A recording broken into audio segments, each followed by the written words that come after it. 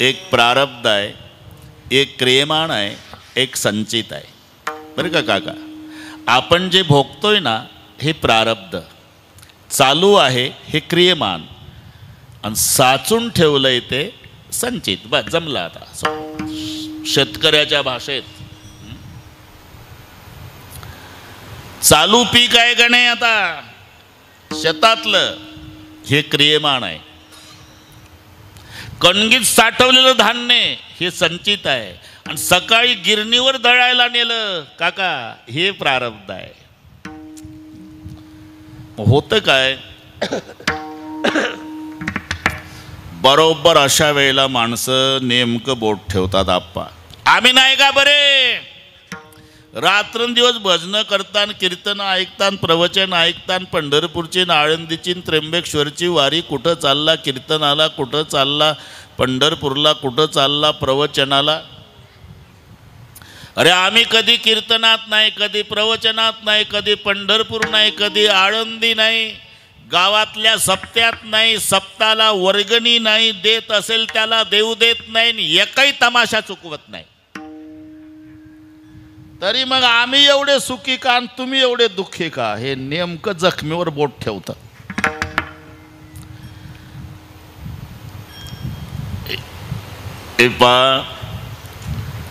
शेजाऱ्याच्या शेतामध्ये ना काका ज्वारीचं पीक आहे, पण ते रोज चपात्या खातं, आणि याच्या शेतामध्ये गव्हाचं पीक असून रोज भाकरी खातं. मग प्रश्न निर्माण होतो. मग बाकीराव पाटलाला जाऊन म्हणता येते का काय, त्याच्या शेतामध्ये ज्वारीचं पीक आहे, रोज चपात्या खातं, आणि माझ्या शेतात गव्हाचं असून रोज भाकरी खातं. ते चपात्या खातं तुला कसं माहीत? मी रोज संध्याकाळी त्याचा तंबाखू खातो ना, म्हणून मला माहिती आहे. अरे त्याच्या शेतात तुला सध्या ज्वारीचं पीक दिसतंय, पण आता खातं चपाती. तुझ्या शेतात गव्हाचं पीक आहे, तू खातो भाकरी. का? त्यानं गेले वर्षी पूर्ण गहू पेरला आणि तो कणगीत साठवून ठेवला, आता त्याला 12 महिने चपात्या आहे. तू गेल्या साली पूर्ण ज्वारी पेरली, ती कणगीत साठवली, आता तुला 12 महिने भाकरीच आहे. दिसायला तुला असं दिसतं ज्वारीचं पीक असून चपाती का खातं, आणि पठ्ठ्याच्या शेतात गव्हाचं पीक असून भाकरी का. अरे आजचं जेवण हे गेल्या सालच्या पिकावर आहे, तसा आजचा भोग संचितावर. भोगतो न घाडे संचितावा दोरी, भोगतो न घाडे संचितावा दोरी, भोगतो न घाडे संचितावा दोरी, भोगतो न घाडे संचितावा दोरी, भोगतो न घाडे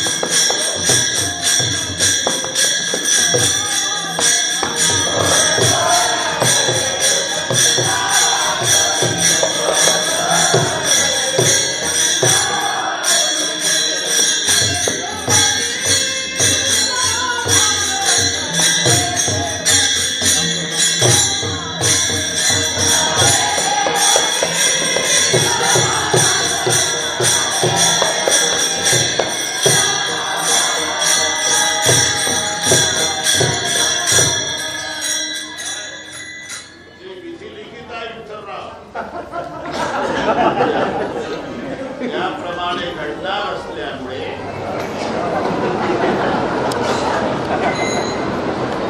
करावे ते म्हणे एक संचितावर आहे त्यांचं संचित कसं करायचं काय मी बोलायला लागलं का आली म्हणून आपल्या त्या संचितानुसार चपाती का खातात भाकरीच का अजिबात नाही आम्हाला चपात्या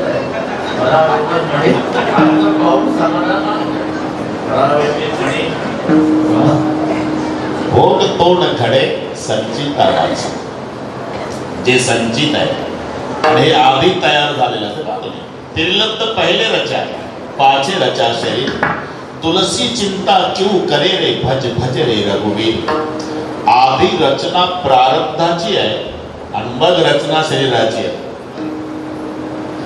ते दबड्यावर गाणे म्हणतात त्या वाखरीला तुम्ही गेला पंढरपूरला म्हणजे आपण नीट पाहते मोठे टाळ ताटा एवढाले त्याला कोंडे 10-20 लोक गोल फिरून मध्ये ढोलवाला असतो आणि त्यांच्यात प्रश्न उत्तर असतात फार सुंदर एक खूप वाढला धांडा गड्या पांडुरंगा त्याला 72 रांडा गड्या पांडुरंगा वर बुडूक खाली शेंडा गड्या पांडुरंगा वळखून घ्यावे असन गुरुचा पुरा उत्तर द्यावे अरे शरीराचं आहे भजन कविता नाही शरीराचं भजन आहे एक खूप वाढला दांडा म्हणजे शरीर त्याला 72 रांडा 72,000 नाड्या वर बुडूक खाली शेंडा डोकं वर्ण पाय खाली वर 2 मुलं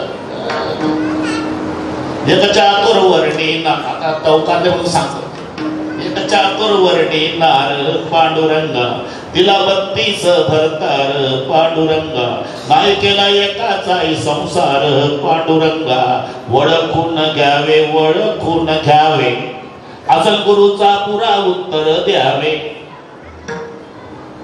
जीभ चातुर्वर्णी नार दात 32 भरतार नाही केला एकाचाही संसार काय मजा आहे कविता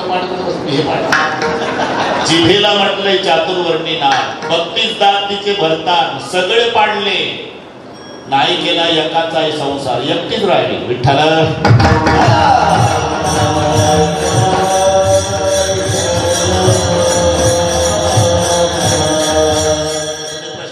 महादेवाला पुषे पार्वती गर्भाच्या खुना सांगा देवा 9 महिन्याची कशी केली रंजना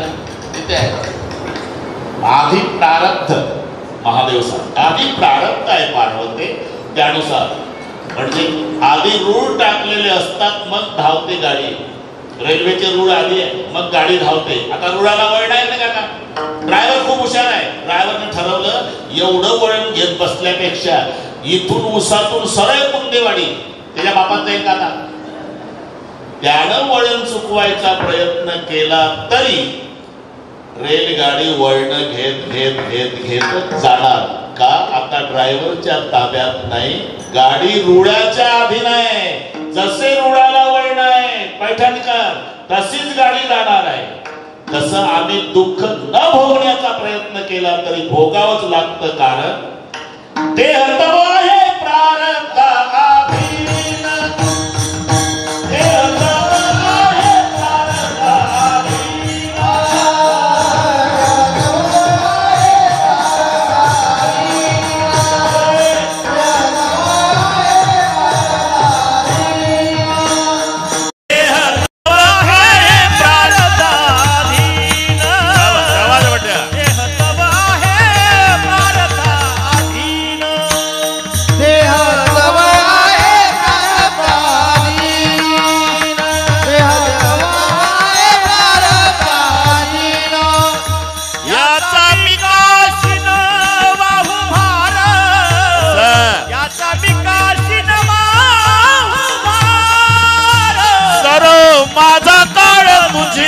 चिंतने सरो माझा काळ तुझी या चिंतने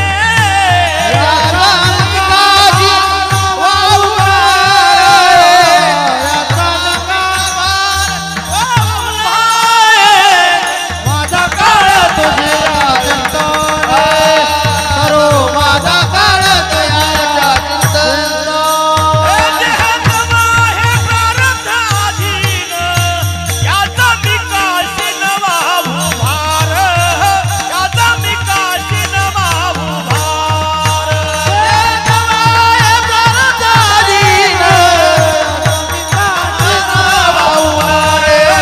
याचा विकास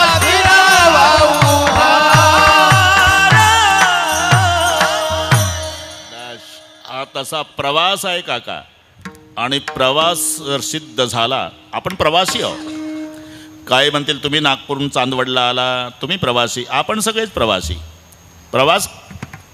प्रवास कधी संपतो? चांदवडचा माणूस नाशिकला गेला म्हणजे नाशिकहून वापस येतो, बाथरूममध्ये फ्रेश होतो बरं का दत्तू काका, आणि ज्या बाकड्यावर बसून गेलतं मग तिथं येऊन बसतं संध्याकाळी, म्हणतं बायकोला आण बरच्या, एकदाची कटकट संपली. म्हणजे जिथून गेलं तिथं संध्याकाळी आलं म्हणजे प्रवास संपला. तसं आपण जिथून आलो तिथं एकदा जाऊ म्हणजे प्रवास संपणार आहे.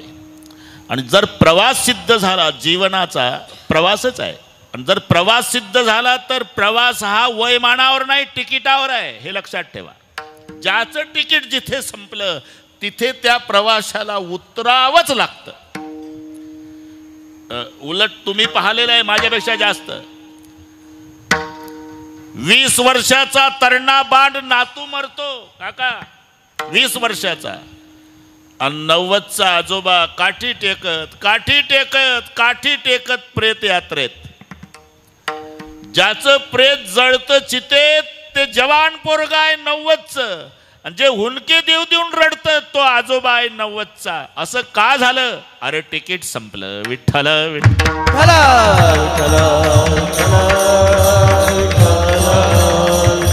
कधी पतीच्या आधी पत्नीचं तिकीट संपतं, कधी पत्नीच्या आधी पतीचं तिकीट संपतं, कधी नातवाचं तिकीट आजाच्या आधी संपतं. हा प्रवास आहे, जे विधिलिखित आहे त्याच्यात कोणी बदल करू शकत नाही.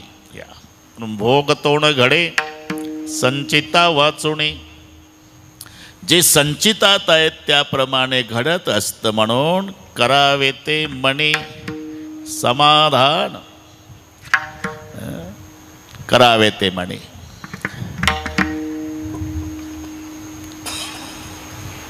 $95 वर्षाचं म्हातारं बरं का काका, खाली टाकलं मरायच्या वेळेला, आणि 92ची म्हातारी,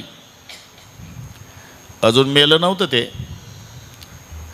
कसं होईल आता? 100 एकर जमीन अर्ध्या एकरात वाडा, वारसदार कोण नाही, किती दिवसाची म्हणत आली नाही, माझ्या बहिणीचं तुमच्या भावाचं दत्तक घ्या. म्हातारं गरम डोक्याचं होतं, मेलो नाही अजून, खाली टाकलं म्हणतं. आण प्रतिष्ठित लोक बोलवून, झालं पुतण्याच्या नावानं दत्तक पत्र वगैरे तयार. रडारड चालू आहे. इतक्यात एक भगव्या वेशाचे संन्यासी आले. अरे का रडता आजीबाई? अहो हे माझं मालक आहे, मरायला लागलं. मरायला लागलं का मेलं? नाही अजून कापूस उडतो महाराज. थांबा, रडू नका. गप बसली म्हातारी. तिला वाटलं आता हा साधू रडू मरू देत नाही माझ्या मिस्टरला, आणि 5 मिनिटात मेलं बरं का तो काका. आणि मग म्हातारी कवटावूर रडते. आता का रडता? अहो आता मेलं ना. मलाही कळतं आता का रडता, मेलं ना आता. कमाल आहे. तुम्ही कोणी महाराज केलं तुम्हाला? तेव्हा म्हणता मेलं नाही तर रडू नका, आणि आता म्हणता मेलं तर रडू नका. तेव्हा मरायचंच होतं ना मावशी, तर म्हटलं त्याला सुखानं मरू द्या, कशाला रडता.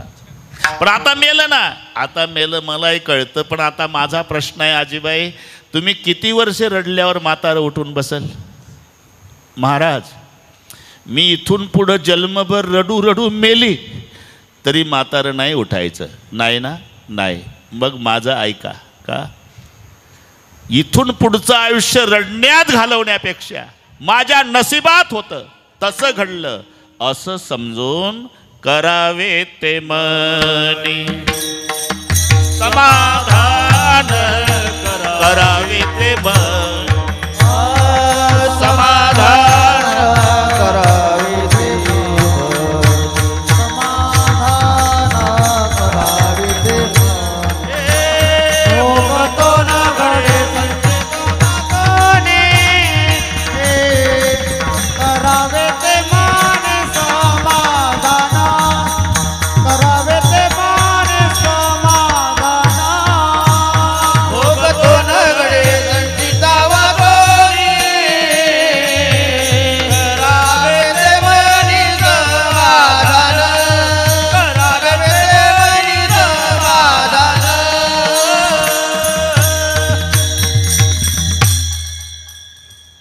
म्हणून करावे ते मनी समाधान.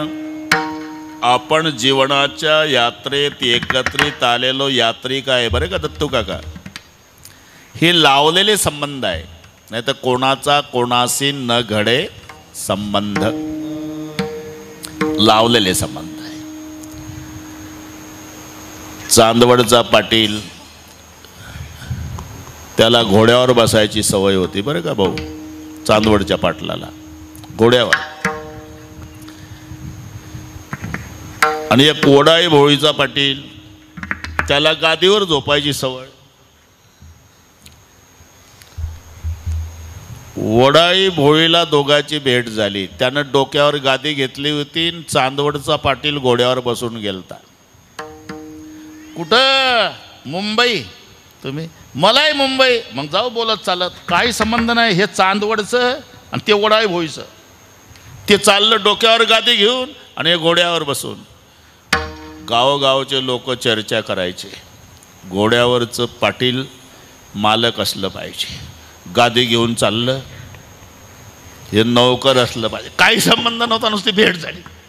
लोकांनी वेल्डिंग सुरू केलं. झालं. पुढे पिंपळगाव बसवंत आलं रात्र काढायची म्हणून.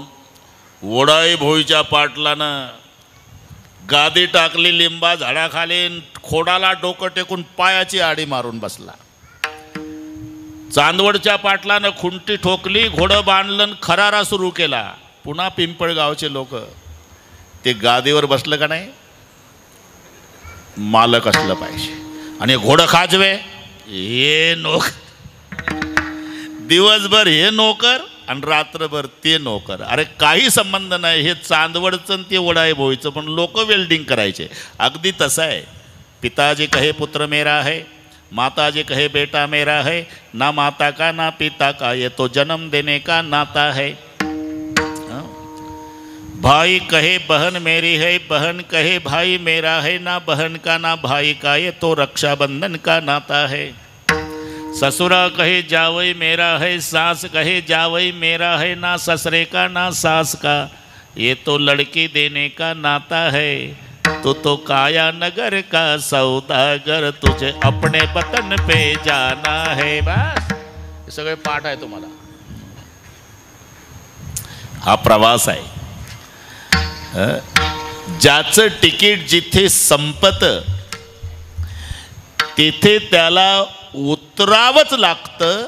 म्हणून दुसरं चरण, मनवुनी माने मानून घेदू, मनवुनी माने मानून घेदू, मनवुनी माने मानून घेदू, मनवुनी माने मानून घेदू, मनवुनी माने मानून घेदू, मनवुनी माने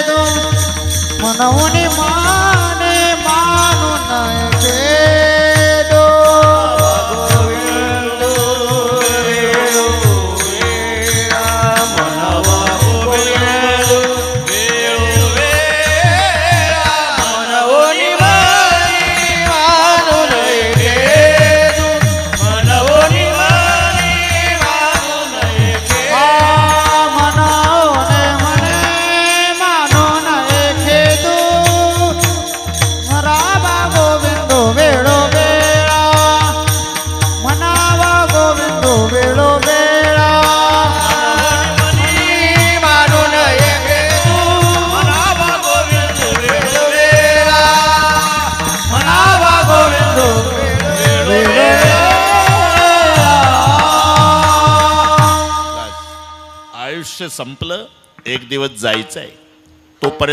तोपर्यंत आपण एकत्रित आहोत. पूर्वी पूर आला नदीला भाऊ, लाकडं वाहत यायची. एक पिंपळाचं लाकूड बरं का काका, एक बोरीचं लाकूड, एक कडुलिंबाचं, तिन्ही लाकडं एकत्रित वाहत होते.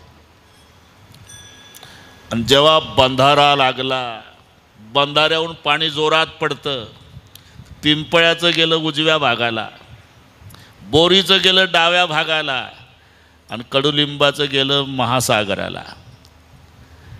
तो दृष्टांत आहे. पुत्र पत्नी सहोदर, मायबाप गोताचा पसर, मिळती काष्टे, लोटता पूर, आदळे दूर होती खल्लाळे. बस यानं एक दिवस जायचं आहे. म्हणवणी म्हणी मानू नये खेद. आणि जर खेद होतच असेल, म्हणावा गोविंद. का खेद केव्हा होतो? जेव्हा आम्ही मनाला मोकळे सोडतो, मनाला. आणि मग रिकामे मन सैतानाचं घर असं का म्हणतात? ते फावल्या वेळात बसतं ना मागचं चिंतन करीत. मन जे दुःखाचं चिंतन करतंय ना मन, त्या मनाला कामे लावा. अरे पहा, गणपती विसर्जन, आणि गणपती विसर्जनामध्ये सगळी पोरं सहभागी झाली. रात्री 2 वाजेपर्यंत नाचत होते. हिचंही पोर गेलं आणि ते आलं रात्री 2ला, अंथरुणावर पडल्या पडल्या रडायला लागलं. आई म्हणली, गाढवा, दिवसभर कामं करतो आम्ही, थकून जातो, रात्रीचा झोप लागू देत नाही. माझा पायाला जखम आहे, ती जखम ठणकते गा आई पाय. अरे ते पोरं शांत ठेवा.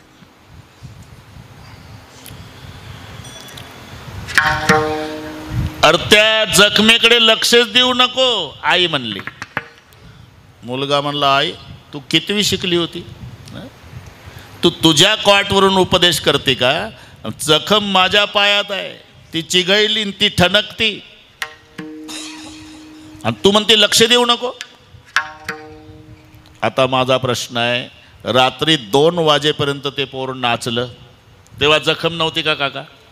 हा, पण नाचण्याच्या आनंदात ते जखम विसरलं होतं.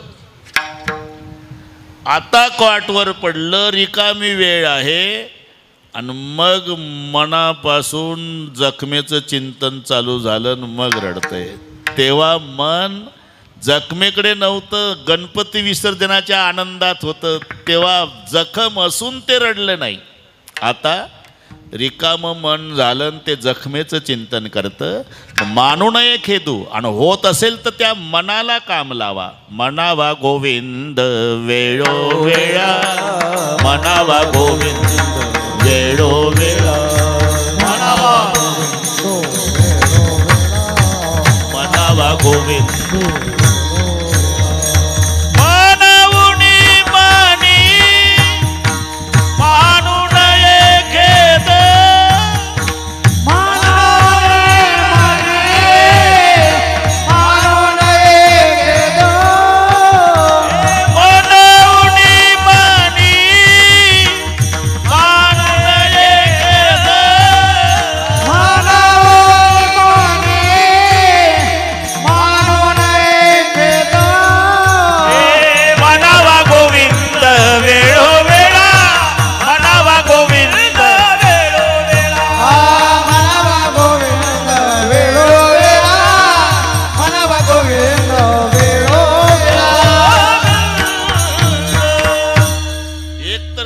मानू नका. आणि जर होत असेल तर ते जे चिंतन मन दुःखाचं करतं, त्या मनाला काम लावा. कोणतं काम?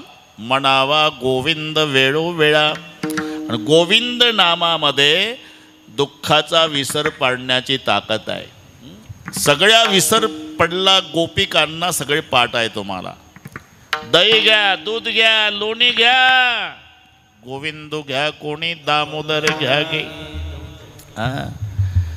बस एवढा मोठा दुःखाचा संसार गोपिका विसरल्या कशामुळे?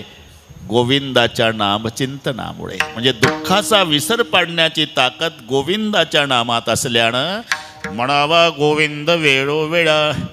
एकदा संप्रदायपूर्वक भजन घेऊ बरं का दत्ता काका. काय म्हणते? चहा झाला? बरोबर. सध्या दुसरं काहीच ऐकू येत नाही.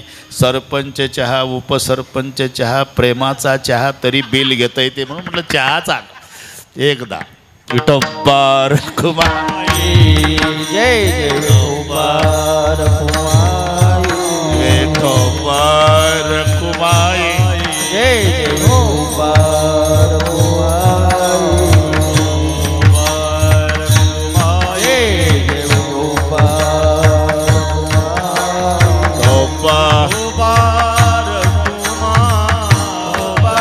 पुंडलिक वरदा पंढरीनाथ भगवान जय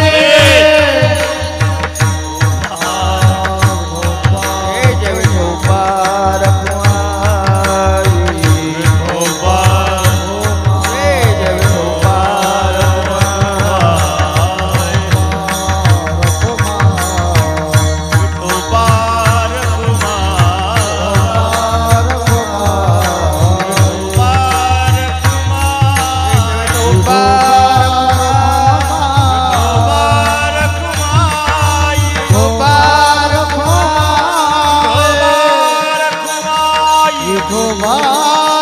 पुंडलिक वरदा हरी विठ्ठल ज्ञानदेव पंढरीनाथ माऊली जगद्गुरुमारम महाराज की जय. जय जय विठोबार कुमार. विठोबार कुमार. विठोबार कुमार.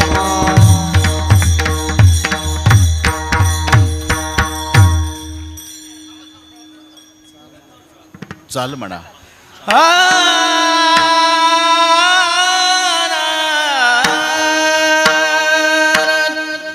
भगतो नगडे तंचिता वाचोनी. भगतो नगडे तंचिता वाचोनी. घडे तंचिता वाचोनी. भोगतो नगडे संचिता वाचोनी. भगतो नगडे तंचिता वाचोनी. भगतो नगडे तंचिता वाचोनी. भोगतो नगडे संचिता वाचोनी. भोगतो नगडे संचिता वाचोनी. करावे ते मनी समाधान. करावे ते मनी समाधान. मनोनी मनी मानून खेदून. मनोनी मनी मानून करावे ते मनी समाधान. करावे ते मनी समाधान. मनोनी मनी मानून खेदू. मनोनी मनी मानून बनावा गोविंद वेळोवेळा. मनावा गोविंद वेळोवेळा. मनावा गोविंद. मनावा गोविंद. आ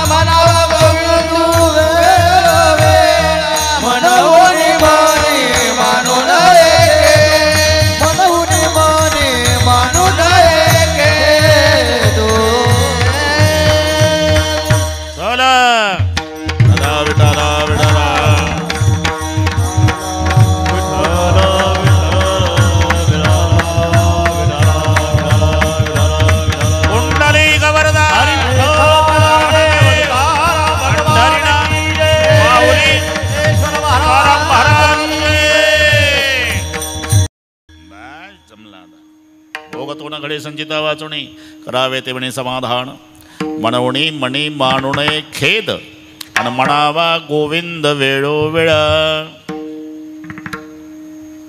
ती सर्व संपवण्याची क्षमता फक्त परमेश्वरात. लक्षात घे. प्रारब्ध असो काका क्रियमाण असो अथवा संचित.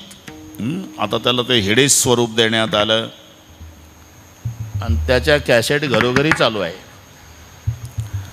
बाळ सोप्यामध्ये खे गराधा मावशीच्या घरी. कोण्या गाथ्यात आहे कोणास माहित. अरे त्या गोपिका गवळणी एकमेकीला भेटल्या ना विठ्ठलराव, प्रपंचातल्या गोष्टी करत नव्हत्या, बोलणेच नाही. आता आणि मग एकमेकीला म्हणायच्या येणे एकले ओ जाणे ही सेवटी. येणे एकले ओ जाणे ही सेवटी. येणे एकले ओ जाणे हो सेवटी. येणे एकले ओ जाणे हो सेवटी. येथे राहण्याचे नाही कल्पकोटी. येथे राहण्याचे नाही कल्पकोटी. येथे राहण्याचे नाही कल्पकोटी. नाही कल्पकोटी. जोडिले धन ते न चले लक्ष कोटी. जोडिले धन ते न चले लक्ष कोटी.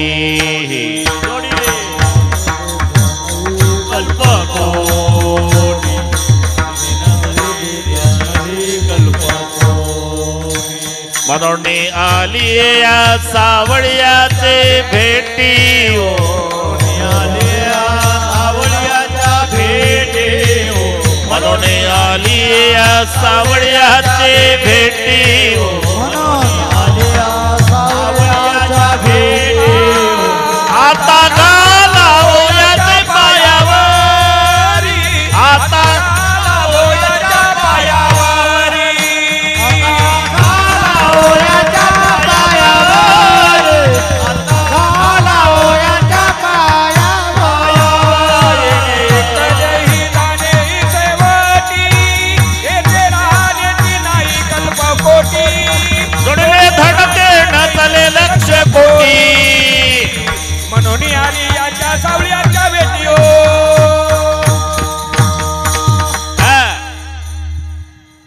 एक दुसरीला भेटली म्हणजे प्रपंचातल्या गोष्टी नाही. येणे एकले ओ जाणे ही सेवटी. येथे राहण्याची नाही कल्पकोटी.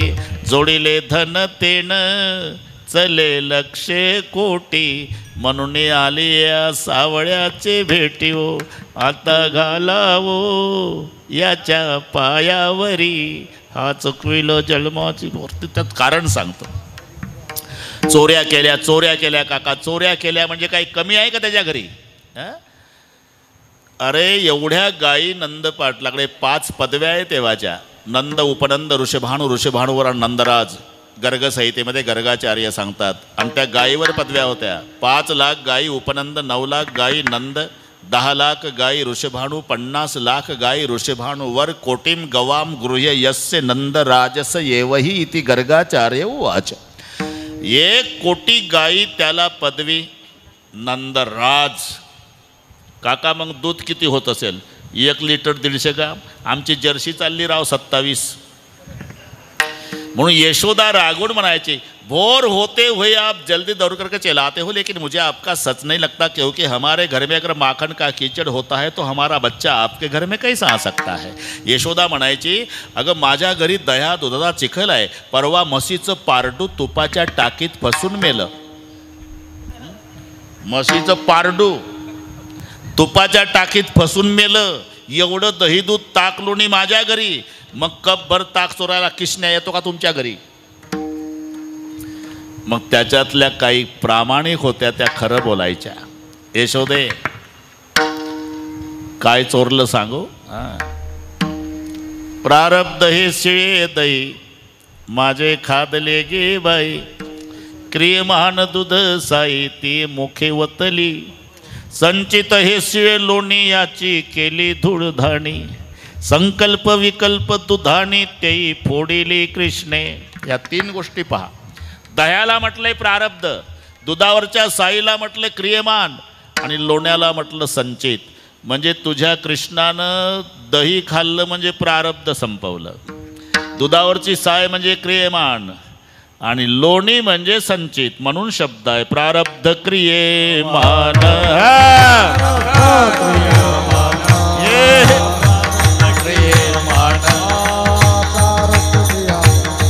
भक्ता संचित नाही जाण, भक्ता संचित नाही जाण, भक्ता संचित नाही जाण, भक्ता संचित नाही जाण, भक्ता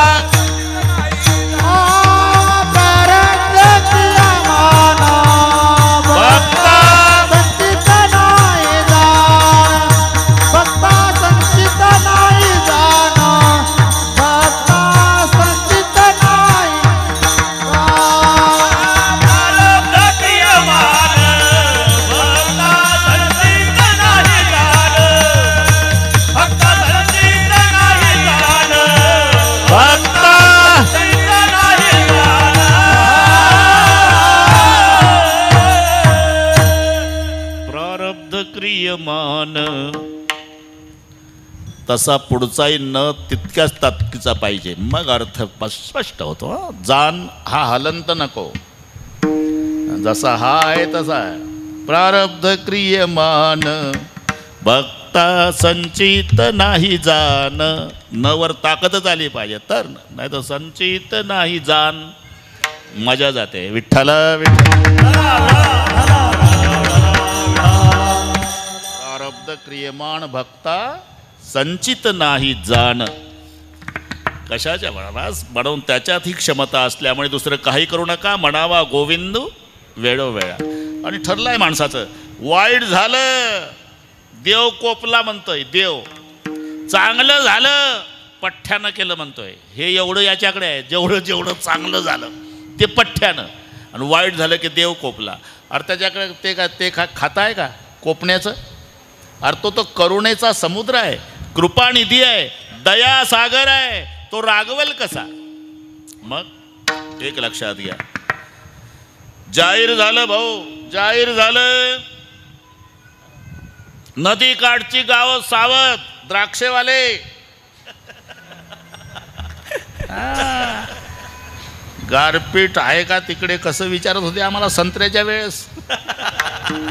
अप्पा जाऊ दे आता, काय कधी नाही बाबा. मी त्या दिवशी मुख्यमंत्र्याच्या पुढे बोललो,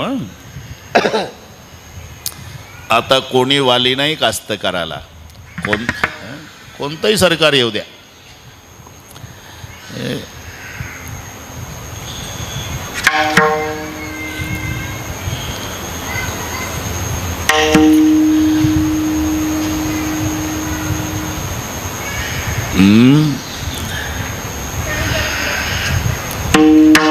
थोडे कास्तकाराच्या मालाचे भाव वाढले की निर्यात बंद करायची आणि आयात सुरू करायची. म्हणजे हा कसा जास्तीत जास्त आत्महत्या करल असं बोलू नये आमच्यासारख्याने. जेव्हा टोमॅटो ढीगच्या ढीग बांधावर फेकून दिले तेव्हा निर्यात नाही केली, 4 पैसे मिळाले असते ना कास्तकाराला. आणि टोमॅटो जेव्हा 100 रुपयावर गेला तेव्हा लगेच परदेशातून आणून 10 रुपयावर नेला. इतकं सरकार हिताचं आहे कास्तकाराच्या. अरे खताची गोणी फोडण्याचा अधिकार आहे का तुम्हाला? त्याच्यात विटाचा भुगा राहुकार येते, आणून मुकाट्यानं टाका शेतात, तक्रार करायची नाही. आणि तुमचा 1 नंबरचा गहू मार्केटला न्या, एवढा चाकू खुपसतोय पोत्यात. तर त्याला याची संघटना होत नाही, संपही करता येत नाही. बाकीचे लगेच रोडवर आमरण उपोषण. कास्तकार कसा संप करण? आता उद्या सकाळी गाईला चारा टाकणार नाही, म्हशीला पाणी पाजणार नाही, बैल सोडणार नाही, चालतो का संप? अरे यासाठी कास्तकाराच्या पोटी जन्माला यावं लागतं. सरकारला म्हणाव, लेकराला खाऊ घालत नाही कास्तकार, ते बैलाला खाऊ घालतो. त्याला संप नाही करता येत. शेवटी सहन नाही झालं तर आत्महत्या करून मरल, पण संप त्याच्या जीवनात नाही, लक्षात ठेवा. आता देवळात जाऊन रडतो आमचा कास्तकार, थोडे 4 पैसे मिळाले लागले की परदेशातला माल आणलाच की नेलं तुम्हाला 5 रुपयावर. अरे मग आमचे टोमॅटो 5 रुपयानं, आता भाऊला माहिती आहे मी बाता मारत नाही, माझे 5 एकर टोमॅटो होते आणि ते 100च्या भावात सापडले असते तर 2 ते 2.5 कोटी रुपये झाले असते, एवढा खर्च होता. पण असे सापडले, तोडायला परवडत नव्हते, 2 रुपये किलो. जेव्हा 2 रुपये किलो, तेव्हा जागं नाही झालं सरकार की आता शेतकऱ्याचा परदेशात माल नेऊन विकावा, बिचाऱ्याला 4 पैसे मिळेल. पण 100 वर गेले, लगेच आणले दुसऱ्या देशातले, दाबले आपले भाव खाली. म्हणून कोणी नाही, मी कास्तकार म्हणून बोलतोय, कीर्तनकार नंतर. आता कास्तकार देवळात जाऊन रडतो देवाजवळ, एकटाच रडतो. मैंने मौसम से ज्यादा हुकूमत को सहा है और किसान पानी में कम आंसुओं में ज्यादा बहा है. मैं उगाता हूँ कपास तो सारी दुनिया कपड़े पहनती है, फिर मेरी लाश ये कफन के लिए क्यों तरसती है. जरा विचार करा. मी का सांगतो हे? नदीकाठची गावं सावध. आता केवढं नुकसान आहे द्राक्षाचं, जावे त्याच्या वंशात तेव्हा कळे. अरे फवारणीचे पैसे निघत नाही, फवारणीचे पैसे निघत नाही. थोडंसं नुकसान झालं उद्योगपतीचं तर त्यांना अब्जावधी रुपये देऊन माफ करायचं, अब्जावधी रुपये द्यायचे. आणि कास्तकार लिंबाच्या झाडाला फास घेऊन मरतो, त्याची साधी डेड बॉडी न्यायला 12 तास लागतात. आणि म्हणायचं अन्नदाता आहे कास्तकार, अन्नदाता आहे कास्तकार, अन्नदाता आहे. आता केवढं नुकसान आहे. नदीकाठची गावं सावध. मुसळधार पावसाची शक्यता. झालं ठीक आहे, हे पोट तिडकीनं बोललो बरं का. पुढं आहे आता 1 महिन्यावर आला कार्यक्रम. आता तर सगळेच म्हणतात आम्ही कास्तकाराचं कल्याण करू. एकदा लाल दिवा आल्यावर सगळे भिवंडीकडे जातात, कल्याणकडे कोणीच येत नाही. कठीण आहे. ठीक आहे. पाऊस मुसळधार 24 तास शक्यता. टीव्हीला ऐकलं, एका मारवाडी समाजाच्या शेडचीनं 1000 लिटरची सिंटेक्स टाकी चौकात आणून ठेवली, झाकण ओपन केलं भाऊ. आणि एका गरिबानं आपली 100 लिटरची त्याच्या शेजारीच ठेवली. आणि खरंच पाऊस पडला आणि दोघाच्याही भरल्या टाक्या, दोघाच्याही भरल्या. त्या आप्पाचं नुकसान झालं गेल्या वर्षी, द्राक्ष विका लागले नाही. आणि मग ते यायचे कशाला? फोटो काढायला. आम्ही कास्तकाराच्या बागेत जाऊन बांधावून हे फोटो काढले, बस तेवढंच त्यांना दाखवायचं. त्याचा मुलगा भरत म्हणला काही मदत द्यायची असेल तर पाय टाका, ते फोटो बिटो लय झाले, निघा बाहेर. काय त्यांची प्रसिद्धी. आम्ही बांधावर जाऊन चौकशी केली. अरे पण लेका रुपया दिला नाही ना, याची काय वाट आहे? चौकशी केली. दोन्ही टाक्या भरल्या बरं का भाऊ. 100 लिटरवाल्याची भरली, 1000 लिटरवाल्याची भरली. पण 100 लिटरवालं लागलं तक्रार करायला. देवाजवळ वशिलेबाजी आहे हो. काय झालं? शेजारीच टाकी होती माझी, त्या मोठ्या लोकाची 1000 लिटरची भरली आणि माझी गरिबाची 100ची. अरे का याच्यात पावसाचा काय दोष आहे रे? पाऊस तर दोघांच्या टाक्यावर सारखाच पडला. दोष कोणाचा आहे? अरे तुझी 100ची होती तेवढी भरली, त्याची 1000ची होती तेवढी भरली. पावसाचा दोष नाही, दोष तुझ्या पात्राचा आहे. तुझं पात्र लहान होतं तेवढं भरलं, त्याचं मोठं तेवढं भरलं. तसं परमेश्वराची कृपा सर्वावर सारखीच आहे. मग काही गरीब काही श्रीमंत का, त्याचा दोष नाही, हा पात्रतेचा दोष आहे. जशी जशी ज्याची ज्याची पात्रता असेल त्याप्रमाणे. नाही तर कृपा सर्वावर सारखी आहे. म्हणून काही कमी जास्त झालं तर हे आपल्या नशिबानं झालं असं समजा. विनाकारण दुसऱ्यावर रागावू नका. आणि करुसावे न लगे बहुता, आणि करुसावे न लगे बहुता, आणि करुसावे न लगे बहुता, आणि करुसावे न लगे बहुता, आणि करुसावे न लगे बहुता, आणि करुसावे न लगे बहुता, आणि करुसावे न लगे बहुता, आणि का करुसावे न लगे बहुता. आपल्या संगीता वाचनिया, आपल्या संगीता वाचनिया, आपल्या संगीता वाचनिया, मनोनिया मनी मानून एके दू, मनोनी मनी मानून एके दू. आपल्या संगीता वाचनिया, आपल्या संगीता वाचनिया, आपल्या संगीता वाचनिया, मनोनिया मनी मानून एके दू, मनोनी मनी मानून एके दू. आणि करुसावे न लगे बहुता, आपल्या संगीता वाचनिया, आपल्या संगीता वाचनिया, करुसावे न लगे बहुता, आपल्या संगीता वाचनिया, आपल्या संगीता वाचनिया. आणि का रुसावे न लगे बहुता, आपुल्या संचिता वाचोनिया.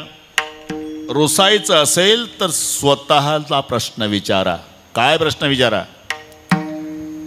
मनासी पुसावे काय केले, मनासी पुसावे काय केले, मनासी पुसावे काय केले, मनासी पुसावे काय केले, तुका म्हणे आता जना का रुसावे, तुका म्हणे आता करुसावे, तुका म्हणे आता जना का रुसावे. तुका म्हणे आता करुसावे, मनासी पुसावे काय केले, मनासी पुसावे काय केले, मनासी पुसावे काय केले, मनासी पुसावे काय केले. प्रमाण फिट बसलं पाहिजे ना. तुका म्हणे आता जना का रुसावे. आणि असं झालं असेल तर स्वतःच्या मनाला विचारा. मनासी पुसावे काय केले या न्यायानं, आणि का रुसावे न लगे बहुता, आपुल्या संचिता वाचवणिया. पण एक त्याचं ठरलेलं आहे बरं का भाऊ. त्याच्यावर जबाबदारी टाकल्याशिवाय तो प्रकरणात लक्ष घालत नाही, हे सर्वांना माहिती आहे. तोपर्यंत नाही घालत. नाही तर द्रौपदीला ओढत आणलं, वेळ कमी होते, आता आणलं, सगळे पाठ आहे तुम्हाला. तिनं भीष्माकडे बघितलं, द्रोणाकडे बघितलं, कृपाचार्याकडे बघितलं, 5 मिस्टरकडे बघितलं, स्वतःच्या बाहुबलानं रक्षण करण्याचा प्रयत्न केला, नाईलाज झाला. आणि मग 11:52 किसनरावला मोबाईल केला, धावला देव. वस्त्र पुरवली झालं, पण द्रौपदी रागावली. देवा तुला कळत नव्हतं का काय? आता द्रौपदीला ओढत आणणार आहे. मला तर आधी जुगार खेळायच्या आधीच कळत होतं काय काय होणार आहे. मग तो आधी का नाही आला? मी तर 9:45 आलो. विचारा काकाला, कोणीच नव्हतं तेव्हा. मग कुठं गेलता 2 तास? हा तुम्ही होते, पण एक असल्यावर कोणीच नव्हतं असंच म्हणायचं ना. ते पैठणकर तुमच्या आधी आले, एवढ्या लांबून पैठणहून आले. त्यांना माहीत आहे, त्यांच्याकडे 7 दिवस होता ना कार्यक्रम. भुमरे साहेब, त्यांना माहिती आहे ढोक महाराज म्हणजे बिघडलेल्या घड्याळी दुरुस्त करणे, हे तडजोड नाही. काका तसं म्हटलं अजिबात नाही, कोणी यायचं आहे कोणी यायचं आहे. ते बरोबर येतात. काका आपल्याला कुठं गेल्या गेल्या माईक हातात असतो का बंधू आणि भगिनींनो? आपल्या काही प्रक्रिया आहे. सुंदर ते ध्यानन, मग बुवा विठोबा रखमायला येतो, नंतर रामकृष्ण हरी, आणि त्याच्यानंतर रूपाचा अभंग, मग कीर्तनाचा, आणि त्याची चाल, मग तुकाराम महाराज काय सांगतात. ह्या अर्धा तास कोणी धरायचा? म्हणून लोक कधीही या, अरे सगळी महाराज मंडळी कधी येऊ दे, आपले 4 टाळ करीन, आपण आपल्या वेळेत सुरू करायचं. ते लोक येईपर्यंत मग तुकाराम महाराज काय सांगतात हे सुरू होते. हा ना, मी तर आधीच आलो. मग कुठं गेलं तर चहा प्यायला नव्हतं का? मग गंमत बघत होतो. काय खरं सांग द्रौपदे, ओढत आणल्या तुला माझी आठवण आली का? त्या म्हाताऱ्या भीष्माकडे बघत होती. मी गेटवरच होतो. त्या द्रोणाचार्याकडे बघत होती, कृपाचार्याकडे बघत होती, नंतर 5 मिस्टरकडे बघत होती, नंतर स्वतःचं रक्षण बाहुबलानं करायचं ठरवला, नाईलाज झाला, आणि मग मला आवाज दिला, मग धावलो. का? माझं ठरलेलं आहे.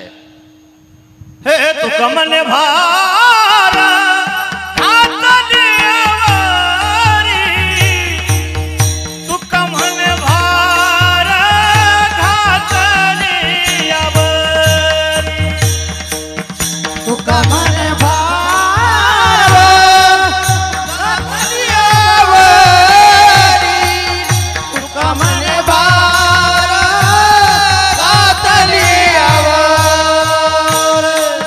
तू कमने भार हातने वारी, तू कमने भार हातने वारी, तू कमने भार हातने वारी, तू कमने भार हातने वारी. होईल कैवारी नारायण, होईल कैवारी नारायण, मन बोली मनी मानुनय खेळू, मन बोली मनी मानुनय खेळू, मन बोली मनी मानुनय खेळ, मन बोली मनी मानुनय खेळ, होनी मानी मानुन केलं, होनी मानी मानुन केलं, मन होनी मानी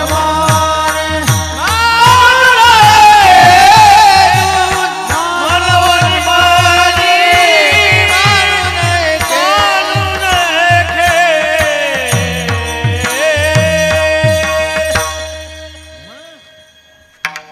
तुका म्हणे भार घातल्या वरी, होईल कैवारी नारायण. इथे जो कैवारी शब्द आहे, काका तुम्हाला संस्कृत कळतं, त्याचं संस्कृतमध्ये कैवर्तक शब्द आहे. कैवर्तकचं मराठीत कैवारी. आता सर्वांच्या परिचयात आमची महाराज मंडळी बरीच बसलेली आहे. अरे सगळ्यांचाच अधिकार. अरे कोणी 200 लोकापुढे करत, 2000 लोकापुढे, पण अधिकार सारखाच आहे सर्वांचा. फरक एवढाच आहे, एका भावानं बोलायचं आणि बाकीच्या भावानं ऐकायचं. याच्यापेक्षा काय? तुम्ही आम्ही खेळी मेळी गदारोळी आनंदे. आणि तो श्लोक सर्वांना पाठ आहे. भीष्म द्रोण तटा जमला आता. जयद्रथ जला गांधार नीलोत्पला, शल्ये ग्राहवती कृपेन वहनी कर्णेन वेलाकुला, अश्वत्थाम विकर्ण घोर मकरा दुर्योधनावर्तिनी, सोत्तीर्णा खलु पांडवैरन नदी, कैवर्तक केशवहा. कैवर्तक म्हणजे कैवारी केशव. इथे होईल कैवारी याच्यावर चाललं आपलं. जर समजा भांडवल संपत आलं की व्यय शिल्लक आहे, तर याच्यावर तिखट मीठ लावून बोलणे. सासू जावयाच्या गोष्टीपेक्षा हे चांगलं. हा ना, मजा. बाकीच्यांनाही आनंद होतो. भीष्म द्रोण तटा हे युद्धरूपी नदीचं वर्णन आहे.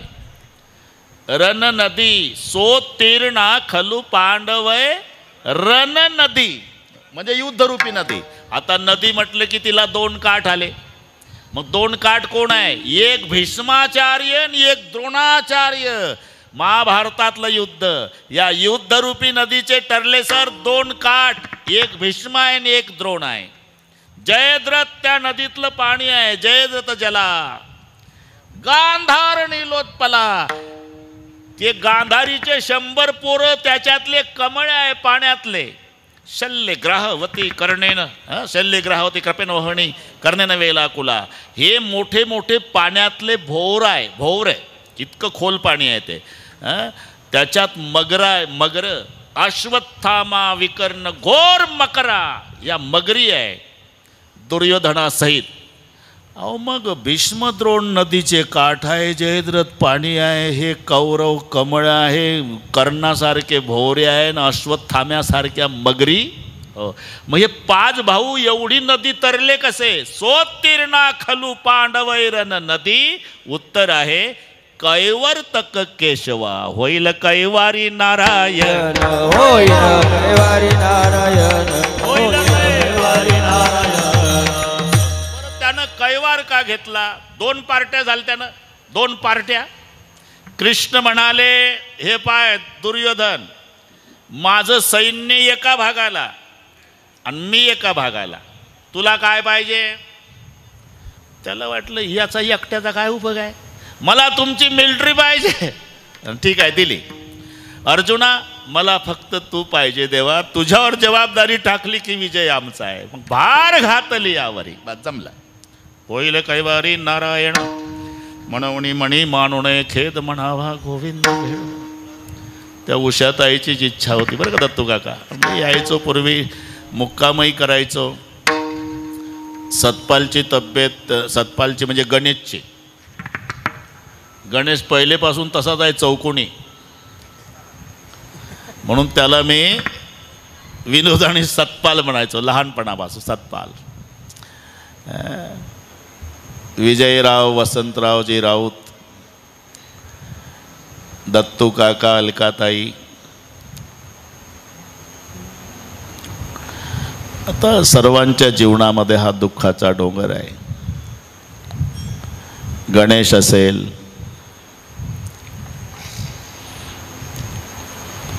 नाती बऱ्याच आहे. हे रोहिणी, माधुरी आणि एक काय मला वाटते पूनम असेल, बरोबर आहे का? 3 जावई आहे ना. स्वप्नील व्यवहारे, प्रशांत कर्डिले, कैलास काळे. का काही चुकलं? एकदा वाचलो होतं म्हणून म्हणतो. भावेश, रुद्र आणि वैष्णव हे नातू. भाविका, भक्तिनृंदा. काही राहिलं का काका? हां, तेच म्हणतो. या सर्व परिवाराच्या वतीनं हा कार्यक्रम घडवून आला. जन्मभर त्या माऊलीनं परमार्थ केला. तिचा परमार्थ वाया गेला नाही का?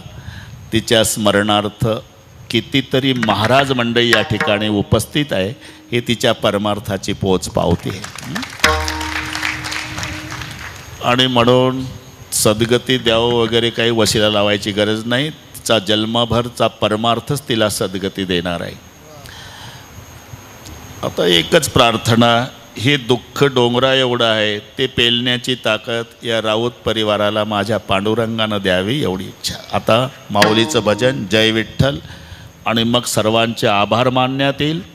जेवल्याशिवाय कोणी जाणार नाही. त्या दिवशीच जाहीर केलं मी, अहेर स्वीकारल्या जाणार नाही.